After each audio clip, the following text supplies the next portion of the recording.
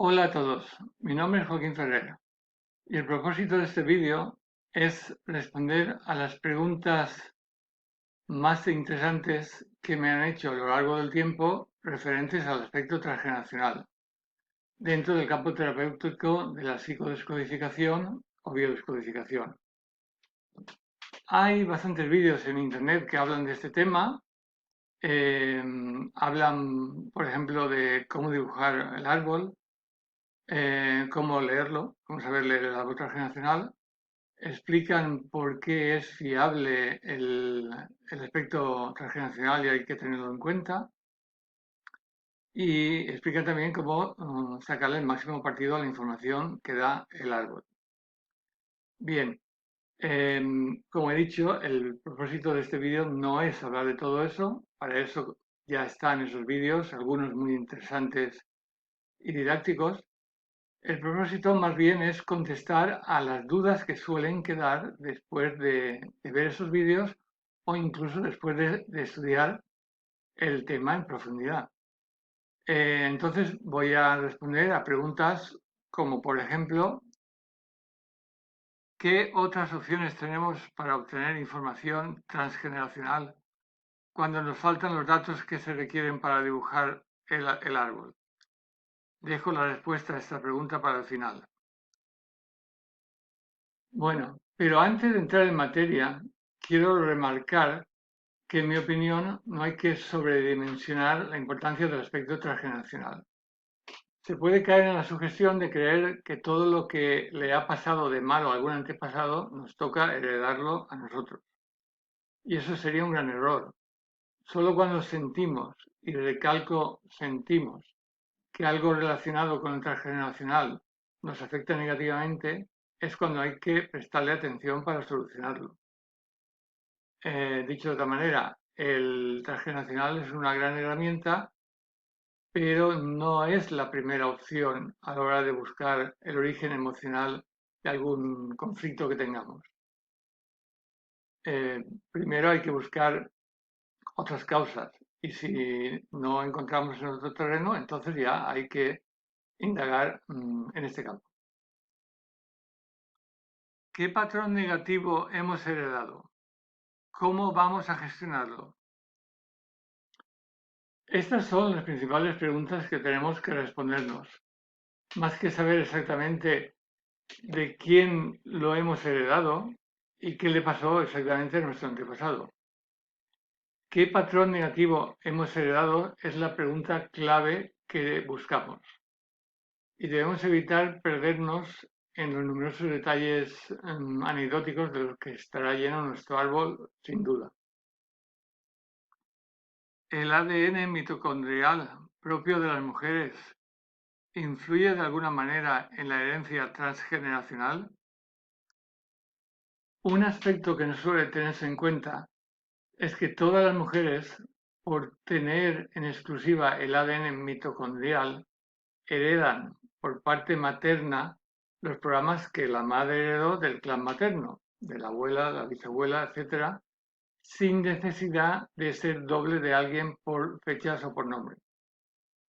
Este hecho no se da en los varones, que sí necesitan ser dobles de alguien para heredar un patrón del árbol familiar. Esto en la práctica significa que, que las mujeres pueden heredar un conflicto del clan materno sin que nos aparezcan pistas, digamos así, en los datos del árbol transgeneracional, con lo cual hemos de estar atentos a este hecho y guiarnos por la observación y la intuición para detectarlo, porque ocurren estos casos. Bueno, entonces el ADN mitocondrial lo que es un ADN diferente del ADN del núcleo que tienen en exclusiva las mujeres y del que solamente ellas son portadoras por clan materno, por supuesto. Por lo tanto, tenemos que culturalmente se antepone el apellido paterno-materno, pero biológicamente el hecho biológico es que el ADN femenino es predominante sobre el masculino. ¿Cuál es el rango de días a tener en cuenta para saber si una persona es doble de otra por fechas? Hay que tener en cuenta que hay un rango de más o menos 7 días antes o después de la fecha de nacimiento para estar relacionados con alguien del árbol genealógico. Hay investigadores que prolongan dicho rango a más o menos 10 días y algunos incluso hasta 15. Particularmente cuando la separación es mayor de 7 días, tiendo a pensar que ya no hay relación entre las fechas de nacimiento del consultante y su familiar antepasado. En ese sentido, me posiciono al lado de los investigadores pioneros de este campo. Pienso que el inconsciente familiar tiene una enorme capacidad para hacer coincidir las fechas relevantes del árbol, y por eso dudo de que necesite más de 7 días para expresarse. En mi opinión, empeñarse en ver coincidencias donde no las hay es como querer buscarle la quinta pata al gato.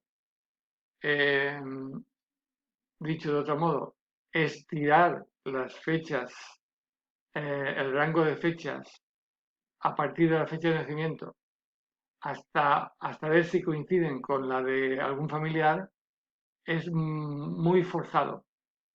Para mí, opino igual que opinaban los pioneros en este campo. Lo que descubrieron es que había un rango de fechas a partir de la fecha de nacimiento del consultante para que coincidiera con un familiar, que era como máximo de 7 días, generalmente menos. Por eso digo que más de eso considero que ya es algo forzado. ¿Hay otras fechas que pueden tener relevancia en el árbol? Hay otras fechas que pueden tener relevancia en el árbol.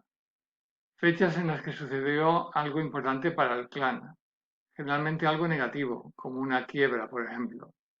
Así, si alguien nace en la fecha en que ocurrió esa quiebra, se puede deducir fácilmente que ha heredado ese patrón. Lo ha heredado para tratar de solucionarlo. Y supongamos, siguiendo con el mismo ejemplo, que la persona que sufrió la quiebra tenía 30 años y que a los 30 años un descendiente suyo le pasa una situación similar. Entonces podemos deducir que está igualmente repitiéndose el patrón. En este caso, no por la fecha de nacimiento, sino por la edad en la que ambos tenían, cuando ocurrió al descendiente el mismo suceso que al ascendente, que al familiar antepasado. Con lo cual, hay fechas que, que podremos averiguar cuando nos pase algo. Igual si investigamos podemos ver a esa edad o en esa fecha si hubo algún antecedente en la familia y de qué es, y podemos entonces saber por qué nos está pasando una situación, pero también hay fechas que no sabemos. El inconsciente sí las sabe y las cumple, pero nosotros no las sabemos. En esos casos lo que queda es deducir que por el efecto se puede, mm, se puede deducir, valga la redundancia, la causa. Por el efecto podemos ver qué causa la produjo y por tanto qué patrón se está repitiendo y por lo tanto qué patrón es el con el que tenemos que trabajar para solucionarlo, claro. Es el objetivo final de la herencia transgeneracional, repetir los patrones para que tratemos de solucionarlos. ¿Tenemos derecho a cortar un programa heredado? ¿No supone una deslealtad familiar? Cuando se corta un programa, ya sea mediante una carta de dimisión, de duelo, un acto psicomágico o de otra manera, lo que se corta es el vínculo con el programa heredado que perjudica. No cortamos la relación con ningún antepasado, ni supone una ofensa para algún antepasado, ni es una deslealtad hacia él ni hacia el clan. De hecho, ese corte, para que sea efectivo, se tiene que hacer desde la comprensión y el amor, y no desde el miedo y el odio, o el odio. No juzgamos los actos de nuestros antepasados. Ellos hicieron lo mejor que pudieron con el nivel de evolución y de información que tenían en ese momento. Lo que debe de predominar es un sentimiento de agradecimiento por la vida que nos dieron, más allá de cómo se dieran las circunstancias. En resumen, tenemos derecho a vivir nuestro propio proyecto de vida. De hecho, seguramente eso es lo que nuestros antepasados, nuestros ancestros, quieren para nosotros, que vivamos la vida lo más plenamente posible. No obstante, para ello, primero tenemos que aprender a disolver los patrones enfermizos que nos ha tocado heredar. Patrones que a su vez actúan en sincronía con las cargas kármicas que podamos arrastrar de otra vida. ¿Cómo podemos decir o reclamar algo a alguien que no puede o no quiere escucharnos? A veces sucede que sentimos que se ha cometido con nosotros una injusticia o tenemos un malentendido con alguien que queremos aclarar, ya se trata de una persona viva como fallecida, y no podemos comunicarnos con esta persona porque o se ha ido o no nos quiere escuchar o no nos va a dar la satisfacción que nosotros le demandamos, no nos va a pedir perdón, por ejemplo. En esos casos, esa sensación nos produce impotencia, esa falta de comunicación nos produce impotencia. Pero, sin embargo, sí hay una cosa que podemos decir y decir mentalmente, y que estas personas siempre están preparadas para escuchar. Es decir, hay una cosa que podemos decir y que sí están preparadas para escuchar. Para ello, para esto que podemos decirles y están preparados para escuchar, hemos de cambiar, vamos a decir, nuestro nivel de conciencia. Hemos de elevar un poco nuestra vibración, ya que tenemos que olvidarnos por un momento de nuestra ofensa y ponernos en el lugar de esa otra persona, de la que nos ha ofendido. Porque esta otra persona que ha cometido errores también tiene un bagaje de sufrimiento que generalmente no nos paramos a considerar porque estamos centrados en nuestra injusticia, la que nos han hecho a nosotros. Entonces, lo que sí podemos decirles, y sí están dispuestos a escuchar, es perdónate porque no lo has sabido hacer mejor.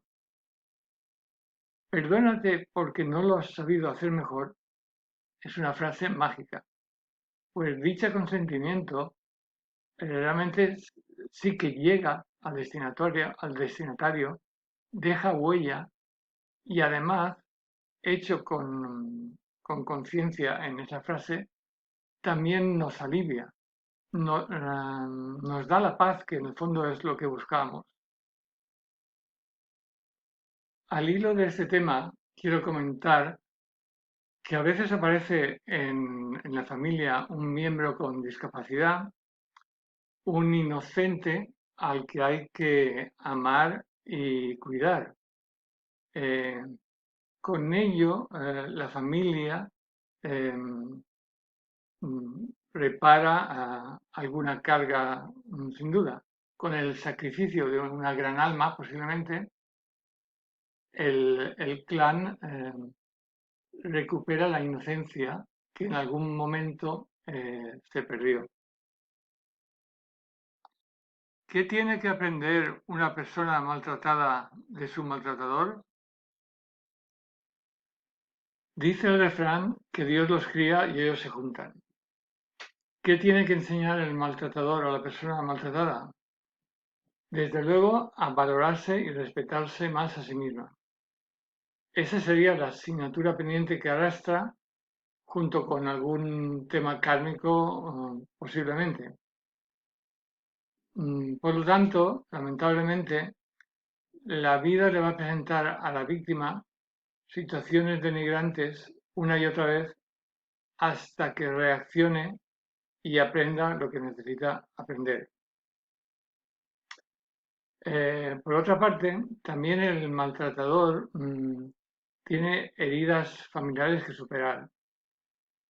Y esas heridas familiares, ese bajo nivel de evolución, le hace reaccionar de forma visceral y primitiva, de forma que le hace sufrir. Tampoco es feliz, ni mucho menos el maltratador, y también tiene cosas que superar. Tiene una actitud heredada, seguramente más bien animal, que tiene que trascender y no es nada fácil para él. En resumen, podríamos considerar el patrón heredado como un reto a superar en nuestra vida, una oportunidad para adoptar una actitud mejor y diferente ante una situación, la misma situación vivida por un antepasado, y quizá también posiblemente por nosotros en una vida anterior. Por cierto, la mejor manera de superar un patrón repetitivo, aparte de no repetirlo, lógicamente, no es tampoco caer en la polaridad contraria, sino encontrar el punto medio de equilibrio. Por ejemplo, si en una familia ha habido una prostituta, la solución no es que una chica de la familia sea monja, puede serlo, pero sería más bien que encuentre una relación sana con su sexualidad, de una forma equilibrada y normal. ¿Cómo limpiar los programas heredados cuando no sabemos cuáles son? Voy a responder a esa pregunta con otra pregunta. Antes de que se descubriera que los asuntos no resueltos por algún antepasado pueden afectar a nuestro proyecto de vida si es que tenemos afinidad con ese antepasado, ¿cómo se solucionaban los conflictos transgeneracionales? Por cierto, en la Biblia está escrito, los padres comen uvas verdes y a los hijos les rechinan los dientes. Por tanto, la idea de la herencia transgeneracional no es tan nueva. Podemos ver que en la Biblia ya lo mencionan. Bueno, pues la respuesta es que se solucionaban, si es que se solucionaban, de manera inconsciente. Es decir, antes o después algún miembro del clan desarrollaba la capacidad para encontrar una solución diferente al conflicto y de esa manera cortaba el conflicto para él y para sus descendientes. Ahora, los que somos conscientes de cómo funciona el transgeneracional, digamos que el proceso debería resultar más fácil, puesto que sabemos cómo funciona, sabemos lo que tenemos que hacer, ser conscientes del patrón repetitivo y actuar en consecuencia para disolver el conflicto. Pongamos por caso, y hablando de inconsciente colectivo, que por ejemplo Francia y Alemania han estado en guerra varias veces, sin embargo hoy en día son aliados, digamos, han superado sus conflictos, han querido superar sus conflictos. En el lado contrario tenemos el conflicto palestino-israelí, que si bien saben cómo podrían solucionar su conflicto, no quieren solucionarlo, o sea, no quieren cambiar el patrón repetitivo, enfermizo, que hace perpetuar el conflicto. En ese sentido, como decía Confucio, si ya sabes lo que tienes que hacer y no lo haces, entonces estás peor que antes. Y ahora permitidme que lea de forma literal una cosa que tengo escrita. En general, aunque no sepas la historia y secretos de tus antepasados, sí sabes cuál es tu estado emocional y puedes darte cuenta de qué problemas o cargas arrastras en esta vida. Y aunque no sepas de dónde vienen y por qué se originaron, sí puedes comprender que están ahí para que tú encuentres una mejor solución y de esa manera te sanes y los sanes. Si eres un buen observador, consciente de la vida y de ti mismo, podrás deducir qué retos tienes que superar y de qué armas te ha dotado la vida con tu carácter y circunstancias para conseguirlo. ¿Qué dharma tienes para combatir tu karma? Así pues, conviene seguir la máxima de que si la solución que encuentras no da la paz, no es la solución adecuada. Elige de nuevo. Y ahora sí, vuelvo a la pregunta inicial. ¿Qué otras opciones tenemos para obtener información transgeneracional cuando nos faltan los datos que se requieren para dibujar el árbol? Pues sí hay otros recursos a los que podemos acudir para obtener información del árbol transgeneracional si es que pensamos que lo necesitamos. En primer lugar, tenemos la hipnosis regresiva. Y esa regresión puede llevarnos tanto a una vida pasada nuestra como a la del antepasado con el que estamos relacionados. También es muy útil, pueden ser muy útiles porque son bastante reveladoras las constelaciones familiares bien hechas, claro. En ese sentido, hay que tener en cuenta que existe un tipo de constelación familiar que es constelación familiar individual, que puede hacerse utilizando las cartas del tarot. Este es un recurso muy útil pero poco conocido. Al que le interese esta opción tendría que investigar en su entorno quién tiene la capacidad de hacerlo bien. Y bueno, después están las diversas técnicas de adivinación. En ese sentido, se puede acudir a ellas, pero deberíamos informarnos previamente de la fiabilidad de la persona que va a practicar la técnica de adivinación, digamos el tarot. Y también está la kinesiología. La kinesiología, hay diversas técnicas en la kinesiología, lo que se consigue es una respuesta corporal y nos da un sí o un no a lo que le preguntamos. Y bueno, también es un recurso quizá más limitado, evidentemente, pero es útil y fácil de hacer. Cuestión de investigar. Manifestaciones de los patrones heredados, repeticiones y consecuencias. Es decir, ¿los patrones heredados siempre se manifiestan en base a las repeticiones o hay otros síntomas, otras formas de manifestarse? No siempre el patrón heredado se manifiesta en forma de repetición. También puede hacerlo siguiendo la ley de la causa y el efecto. Es decir, lo que se manifiesta es la consecuencia de la causa que originó el conflicto no solucionado. En este caso tenemos las enfermedades, por un lado.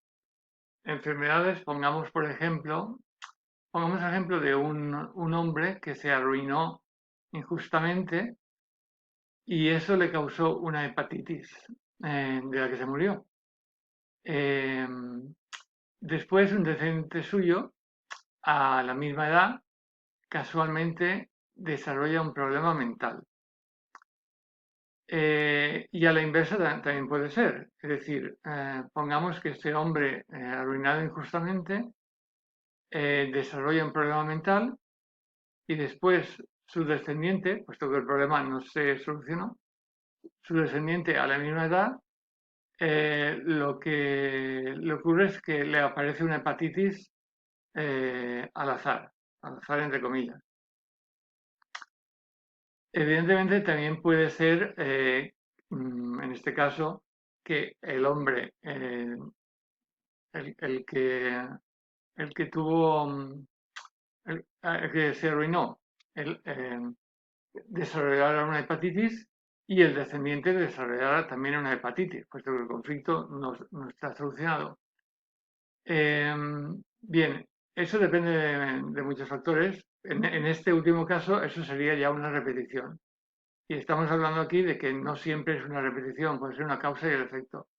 La causa puede derivar en un efecto diferente, pero relacionado con la causa. ¿Vale? Pongamos otro caso, las heridas de la infancia.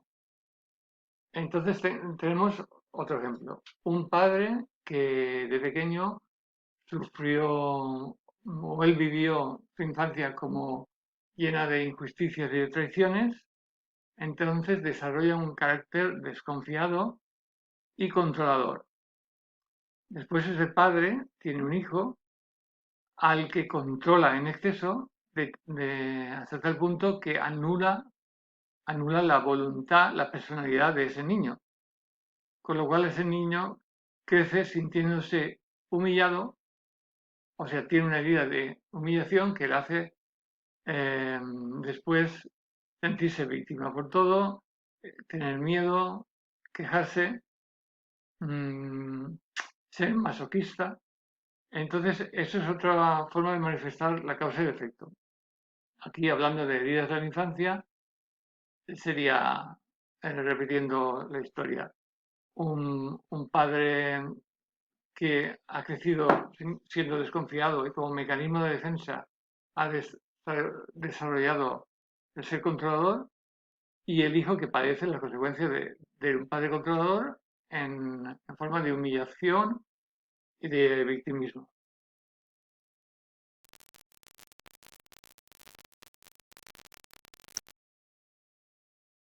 Aprovecho este vídeo para dar algunos consejos a la hora de dibujar el árbol transgeneracional o a la hora de leerlo. Lo primero que recomiendo es marcar con un círculo rojo las fechas que tengan relación con él o la consultante. Sería lo equivalente a cuando subrayamos en un libro las cosas importantes. Aquí en esta imagen, en este diagrama, vemos que la consultante tiene afinidad, sea por las fechas o por el nombre, por lo que hayamos averiguado, tiene afinidad con la madre y también con la bisabuela materna.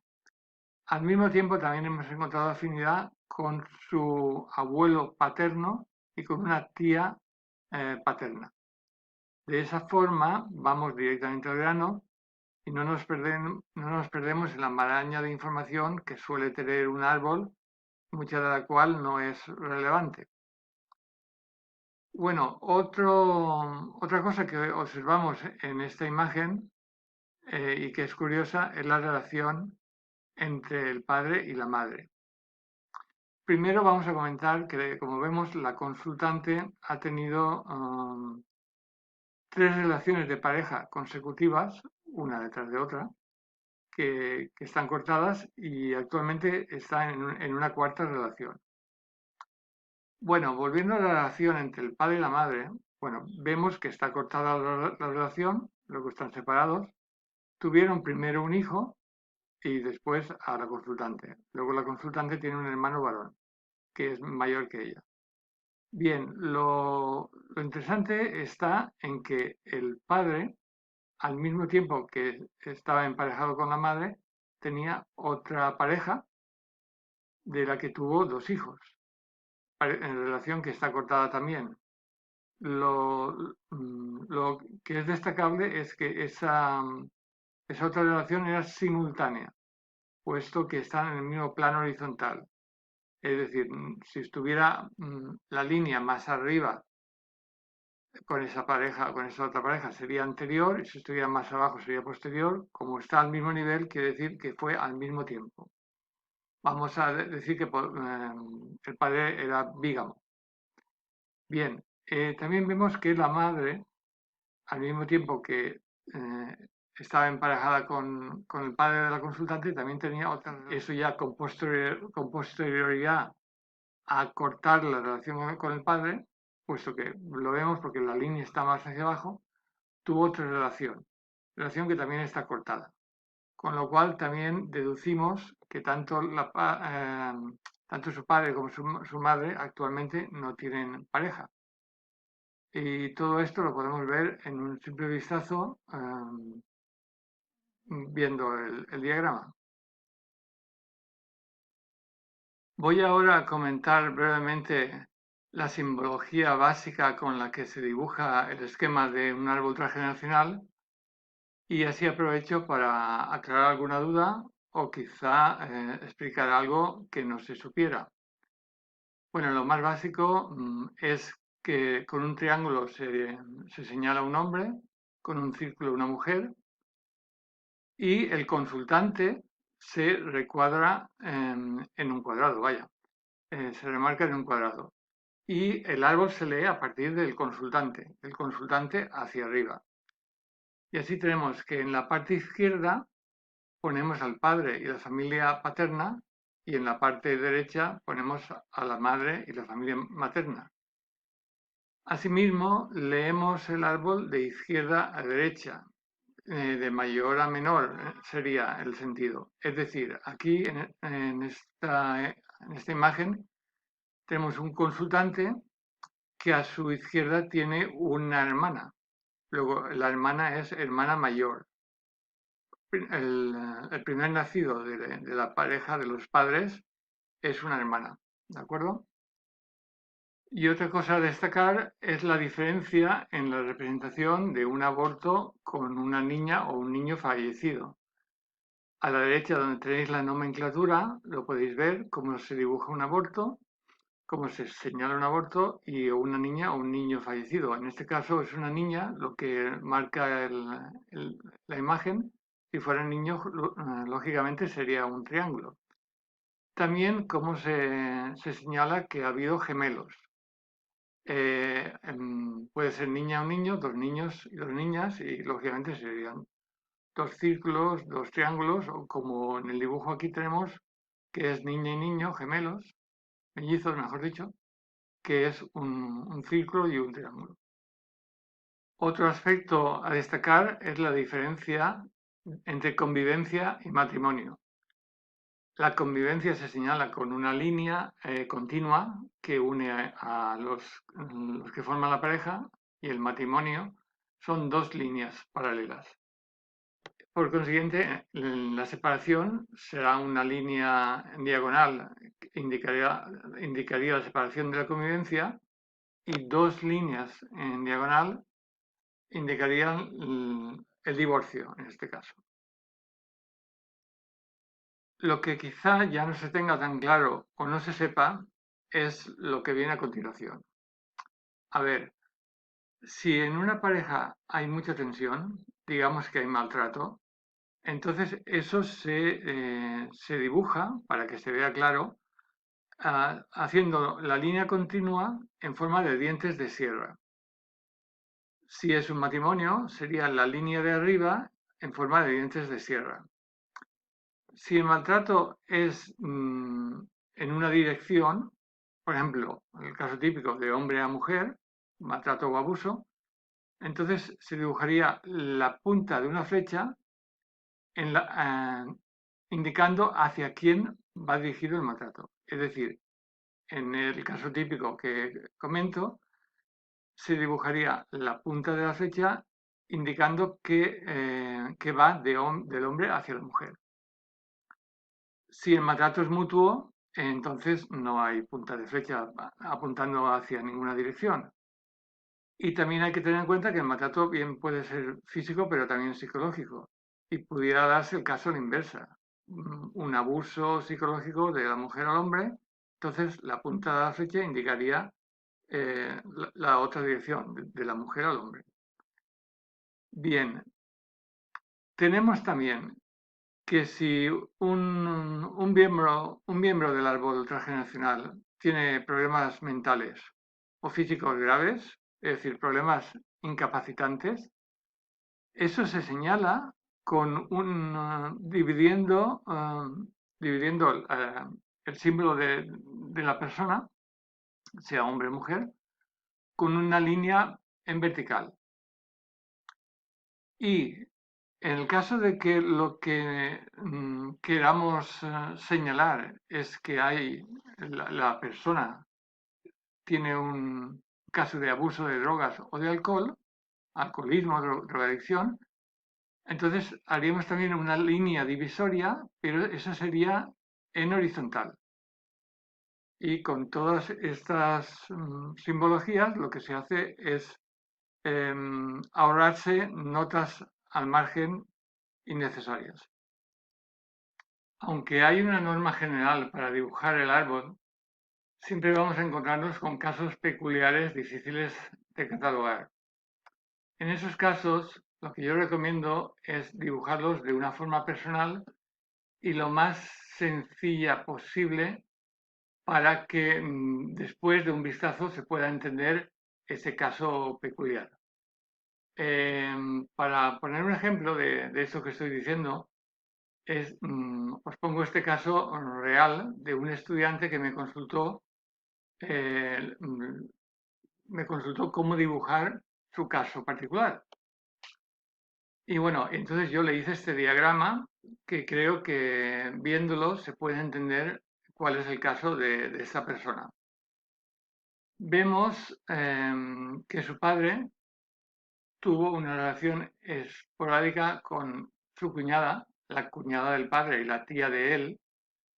Entonces, como es una relación esporádica, dibujo una línea discontinua. La línea está en diagonal, puesto que tiene que ser así, va del padre a la cuñada, y fruto de esa relación nació una hija que es su hermana y su prima a la vez. Entonces, lo importante es que la hermanastra, es hermanastra porque es solo por parte del padre, esté en la misma línea horizontal, al mismo nivel, para que se vea que es hermana. Y ya viendo el esquema se deduce que es también prima y se entiende el caso este particular. Los rangos de hermandad. Otra pista para buscar afinidades en el transgeneracional. Otra forma de buscar sospechosos en el árbol es tener en cuenta los rangos de hermandad. Por ejemplo, si en mi familia soy el segundo hijo, es fácil que tenga afinidad transgeneracional con algún miembro de la familia que ocupaba mi misma posición, segundo hijo. Así es más probable que haya heredado un conflicto bloqueado de algún familiar que a su vez sea el segundo hijo, sea un tío, un abuelo, quien sea. No obstante, estos son generalidades, no siempre es así, y además hay muchas excepciones. Hoy en día se tienen pocos hijos, entonces el hijo único carga con casi todo. También tiene tendencia a cargar con más responsabilidades, incluidas las transgeneracionales, el primogénito. Igualmente el Benjamín también, puesto que es el último eslabón y la última oportunidad del árbol para prepararse. Finalmente, os dejo aquí anotadas estas dos páginas web que os pueden ayudar a buscar la genealogía de una persona o de varias personas. Es decir, el nombre completo, la fecha de nacimiento, fecha de defunción, filiación, etc.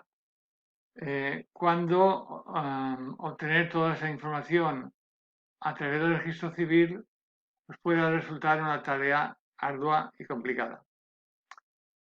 Bueno, con esto yo ya me despido. Espero que hayáis podido obtener alguna información útil de este vídeo. Y nada, mis mejores deseos. Chao.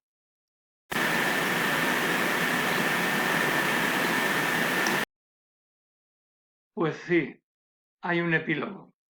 Justo después de grabar este vídeo, casualmente se puso en contacto conmigo mi colega Malek, por cierto, gran hipnoterapeuta, entre otras cosas, y hablando de todo un poco, me comentó un aspecto sobre el transgeneracional del que no he hablado y que me he dado cuenta que vale la pena compartirlo.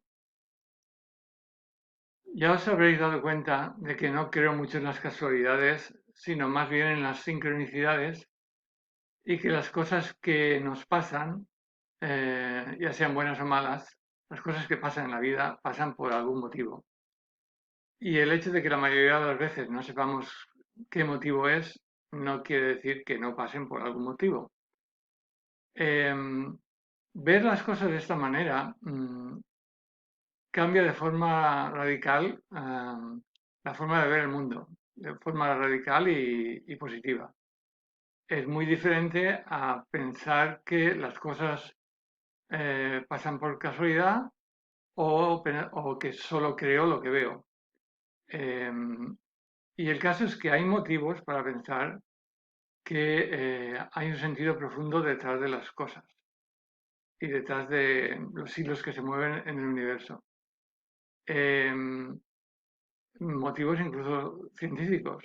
Solamente hay que pensar en los postulados de la física cuántica, lo que nos señalan.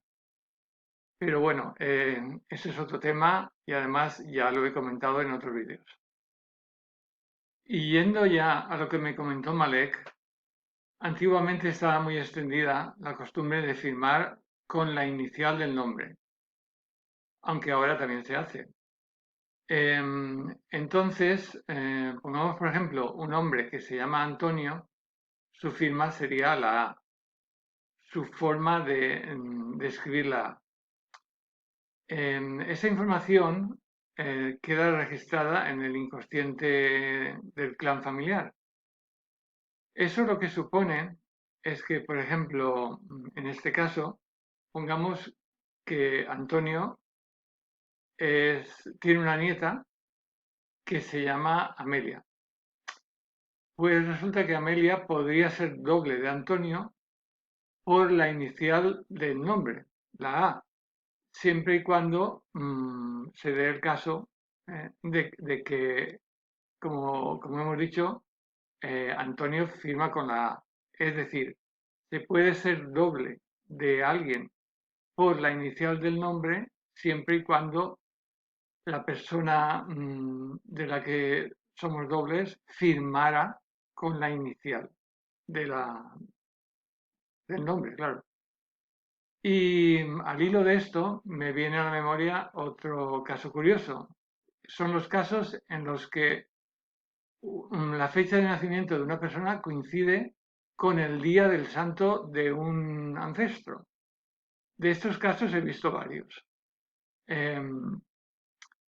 Luego son dobles, cuando la fecha de nacimiento coincide con la fecha del santo, son dobles. Eso se da en familias religiosas cristianas, en donde el día del santo tiene, tiene mucha importancia, tanta importancia como el día del nacimiento, la fecha de nacimiento o más. Y bueno, ahora sí ya me despido y entonces os dejo con una frase para meditar.